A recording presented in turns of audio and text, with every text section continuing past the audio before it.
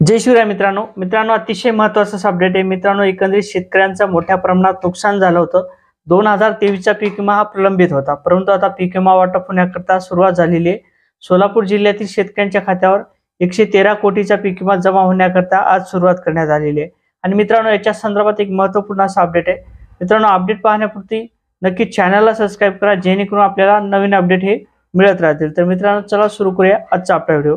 शेतकरी मित्रांनो, एकंदरीत राज्यात मोठ्या प्रमाणात पावसाचा खंड असेल किंवा येलो मोजक असेल, यातून शेती पिकाचं मोठ्या प्रमाणात नुकसान झालं होतं। म्हणजेच उत्पन्नात मोठ्या प्रमाणात घट आपल्याला पाहायला मिळाली। आणि त्यानंतर राज्य सरकारच्या माध्यमातून तथा केंद्र सरकारच्या माध्यमातून पीक विमा कंपनीला आदेश देण्यात आले होते। जिल्हाधिकाऱ्यांच्या माध्यमातून तथा सल्लागार समितीच्या माध्यमातून सोलापूर जिल्ह्यातील शेतकऱ्यांचा पीक विमा मंजूर करण्यात आला होता। आणि यासाठी 46 मंडळ यामध्ये पात्र करण्यात आले होते।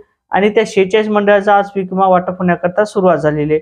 मित्रांनो 1,90,000 शेतकऱ्यांच्या खात्यावर पीक विम्याचं वाटप हे केलं जात आहे। 113 कोटीचा पीक विमा शेतकऱ्यांच्या खात्यावर हा जमा होत आहे। 46 मंडळासाठी याचं वाटप करण्याकरता आज सुरुवात झालेली आहे। तर मक्का, सोयाबीन आणि बाजरी या पिकाचा पीक विमा वाटप करण्याकरता सुरुवात झालेली आहे।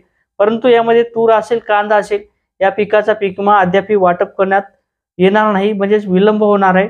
आणि याच्या संदर्भात सुद्धा आता लवकरच नवीन अपडेट येईल।